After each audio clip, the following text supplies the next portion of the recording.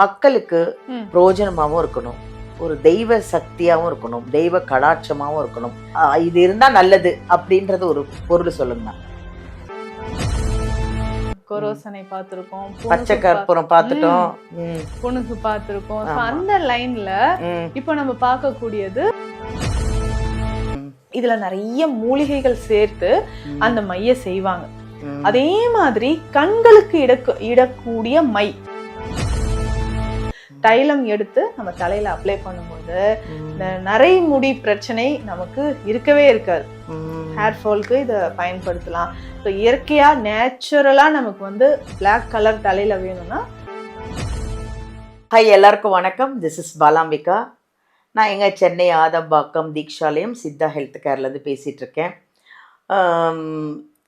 அதாவது வீடியோ போகிறதுக்கு முன்னாடி எங்கள் மேமோட எல்லாம் நீங்கள் நிறைய விஷயம் தெரிஞ்சுக்கணுங்கிறதுனால தான். எங்கள் டாக்டர் நித்யா மேம் சித்தாவில் எம்டி பிஹெச்டி முடிச்சிருக்காங்க.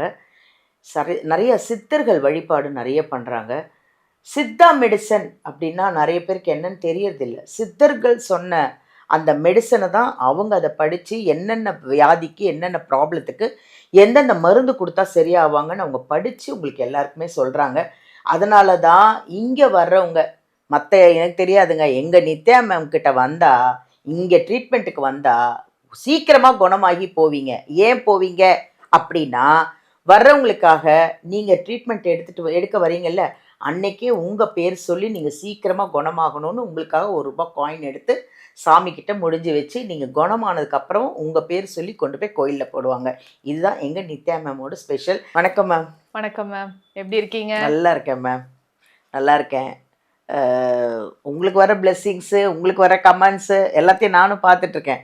இவ்வளோ அருமையாக எவ்வளோ ஃபேன்ஸ் உங்களுக்கு, எவ்வளோ பேர் பிளெஸ்ஸிங்ஸு, எவ்வளோ பேர் குணமாகி அவங்களுடைய வாழ்த்துகள், அவங்களுடைய ஆசீர்வாதம் எல்லாமே உங்களுக்கு நிறைய நிறைஞ்சிருக்கு.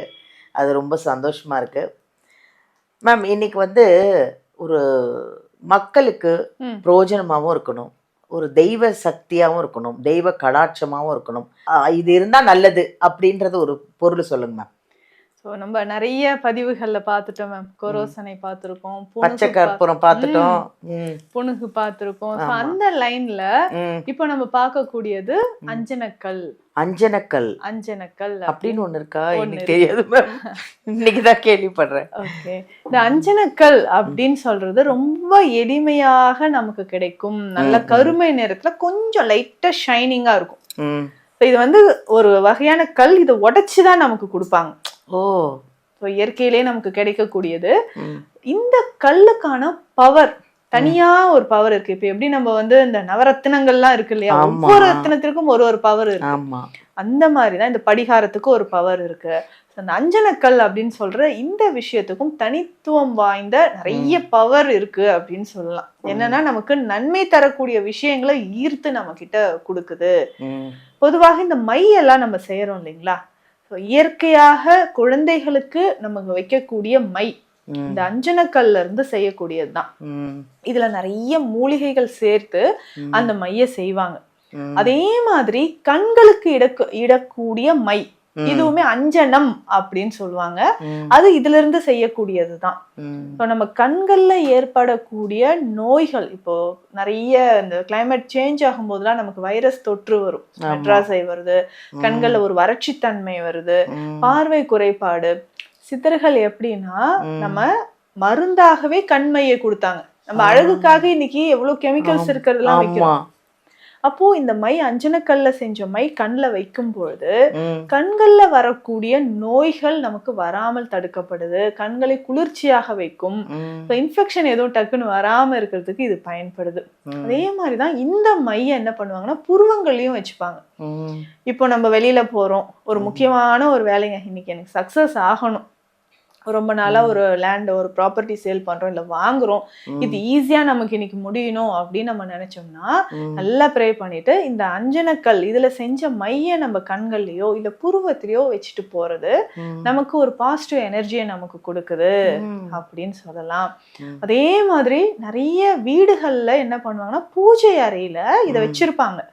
சின்னதா ஒரு அஞ்சனக்கல், கீழே ஒரு ரூபாய் நோட்டு, அது 100 ரூபாயோ 500 ரூபாயோ நம்ம எவ்வளவு ரூபாய் வைக்கிறோமோ ரூபாய் நோட்டுக்கு மேல இந்த அஞ்சனக்கல் வச்சுட்டு மேல வந்து ஒரு பிரமிடு வைப்பாங்க. பிரமிடுனா முக்கோண வடிவத்துல இருக்கக்கூடியது, சின்னதா ஒரு பிரமிடு வச்சிடணும். அப்போ பணத்தை ஈர்த்து தரக்கூடிய ஆற்றல் இதுக்கு இருக்கு. இது நம்ம பூஜை அறையில இப்படி வைக்கலாம், இல்ல பிசினஸ் பண்ணக்கூடிய இடத்துலயும் இப்படி வைக்கலாம். அதுக்கு ஒரு சக்தி இருக்கு பாருங்க, சக்தி இருக்கு, பணத்தை ஈர்க்கக்கூடியது. பொதுவாகவே இந்த நிறைய வசியமை செய்வாங்க பாத்தீங்களா, நல்ல விஷய காரியத்துக்காக செய்யக்கூடியதுக்கு நான் சொல்றேன். அதுக்குமே இந்த அஞ்சனக்கல் செய்வாங்க. நிறைய கோவில்கள் எல்லாம் இந்த மை கொடுப்பாங்க, கடவுளுக்கு வைக்கக்கூடியது குழந்தைக்கு வைங்க, நோய் இருக்கக்கூடிய நபர்களுக்கு இந்த மை வைங்க அப்படின்னு சொல்லும்போது அதுல அந்த அஞ்சனக்கல்லோட சேர்த்து சில மூலிகைகள் எல்லாமே சேர்ப்பாங்க. அந்த மையை நம்ம பயன்படுத்தலாம். பொதுவாகவே இந்த நம்ம வந்து இந்த அஞ்சனக்கல்லை உரசும் பொழுதே கருமை நிறத்துல நமக்கு வரும். இத உரசி எடுத்து இது கூட கரிசலாங்கண்ணி, வெட்டி வேர் சேர்ப்பாங்க, கற்றாழை சேர்ப்பாங்க, விளக்கெண்ணெய் சேர்ப்பாங்க. இது எல்லாமே சேர்த்துதான் கண் மை நமக்கு தயாரிக்கப்படுது. இந்த இயற்கையான இந்த கண் மையை நம்ம வைக்கும் பொழுதுதான் கண்கள்ல பிரச்சனை வராது.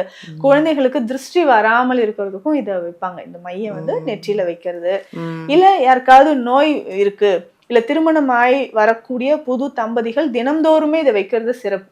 நிறைய பேர் பார்க்க வருவாங்க வீட்டுக்கு. அந்த டைம்ல திருஷ்டி படாம இருக்கிறதுக்கு இதை வைக்கலாம். அதே மாதிரி வீட்டு வாசல்லையும் இந்த அஞ்சனக்கல்லை கட்டி தொங்க விடுவதனால திருஷ்டிகள் வர்றது, இல்ல கெட்ட எனர்ஜி எதிர்மறை ஆற்றல் உள்ள வர்றது எல்லாமே நமக்கு தடுக்கப்படுது அப்படின்னு சொல்லலாம். அதே மாதிரி தெய்வீக அம்சம் நம்ம வீட்டுல இருக்கணும்னாலும் அஞ்சனக்கல்லை நம்ம பூஜை அறையில வைக்கலாம். ரொம்ப சிறப்பானது. இன்னைக்கு எவ்வளவோ ஹேர் டை எல்லாம் நம்ம பாக்குறோம். ஆமா, அதுல யூஸ் பண்ணும்போது கெமிக்கல் ஹேர் டை எல்லாம் யூஸ் பண்ணும்போது தலையில நமக்கு பாத்தீங்கன்னா இந்த கிரே ஹேர் வந்துருது, இல்ல டேண்ட்ரஃப் வருது, அலர்ஜி ஆகுது.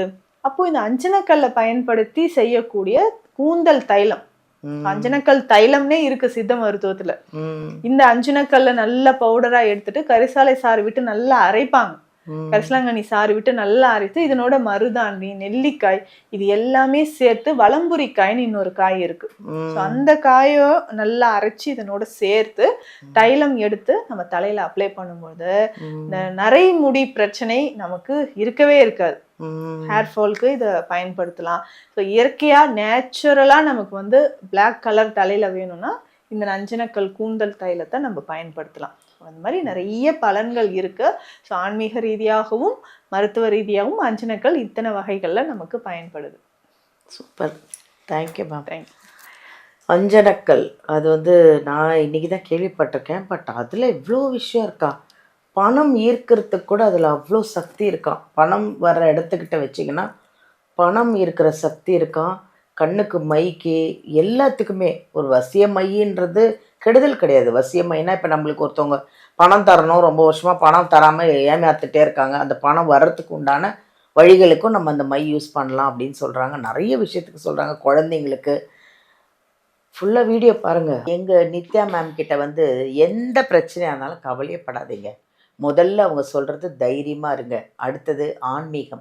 இங்கே முதல் விஷயம் என்ன தெரியுமா? உங்களுக்கு என்ன பிரச்சனைனாலும் அவங்க மெடிசன் கொடுக்கறது மட்டும் இல்லைங்க, அவங்க இந்த கோயிலுக்கு போங்க, இந்த பரிகாரம் பண்ணுங்க, இதெல்லாம் பண்ணால் கன்ஃபார்மாக இதுலேருந்து இன்னும் ரிக்கவர் ஆகி வெளியில் வருவீங்க அப்படின்னு எங்க சொல்லுவாங்க. ஒரு வாட்டி வந்து கன்சல்ட் பண்ணி எங்கள் மேமை பார்த்துட்டிங்கன்னா சீக்கிரமாக குணமாயிடுவீங்க. இதுக்கு நானே கேரண்டி.